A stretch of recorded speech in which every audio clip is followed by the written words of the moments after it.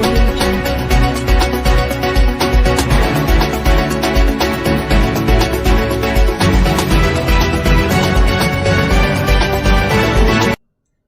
દર્શક મિત્રો, આપ જોઈ રહ્યા છો તુફાન એસબી ન્યૂઝ। હું છું પાયલ બામભણિયા। તો જોઈએ આજના મહત્વના સમાચારમાં।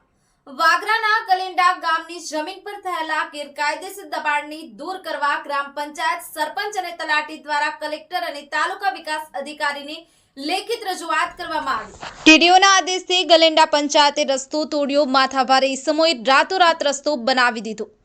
ગ્રામ પંચાયતની મિલકતને પચાવી પાડવાનો ઈસમોનો હેતુ હોય તેમ મનાય છે। ભરૂચ જિલ્લાના વાગરા તાલુકાના ગલેન્ડા ગામની સર્વે નંબર 180 વાળી જમીન ઉપર થયેલા દબાણને દૂર કરવામાં આવે તે માટે ભરૂચ જિલ્લા કલેક્ટર કચેરી ખાતે ગલેન્ડા ગામ સરપંચ દ્વારા અરજી આપી રજૂઆત કરી હતી।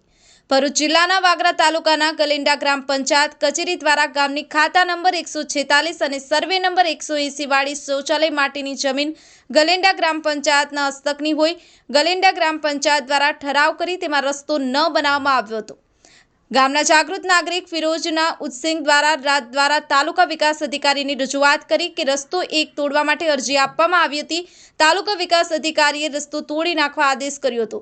તેનો અમલ ગલેન્ડા ગ્રામ પંચાયત કચેરી દ્વારા કરી રસ્તાને તોડી પાડવામાં આવ્યો છે। પરંતુ મળતી માહિતી અનુસાર ઇસાક રાયસન ખાન, મિનહાજ રાજભા રાજ તથા અન્ય ઇસમોએ હાલમાં જમીન એને કરાવી બાંધકામ કરી સોસાયટી બનાવતા અઝરુદ્દીન પટેલ સોની દ્વારા ગત તારીખ 15 ડિસેમ્બર 2024ના રોજ રસ્તો બનાવવામાં આવ્યો હોવાનું બહાર આવ્યું છે।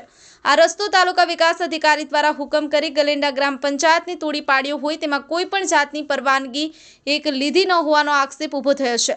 તેમજ કોઈ પણ સરકારી કચેરીઓમાં અરજી આપવામાં ન આવી હોય તેમ છતાં કાયદાનો અનાદર કરી રસ્તો રાતોરાત બનાવ્યા બાદ ગ્રામ પંચાયતની મિલકતને પચાવી પાડવાનો હેતુ હોય જે તે ઇસમો વિરુદ્ધ કાયદેસરની કાર્યવાહી કરવામાં આવે તે માટે ભરૂચ જિલ્લા કલેક્ટર કચેરી ખાતે અરજી આપી રજૂઆત કરવામાં આવી હતી।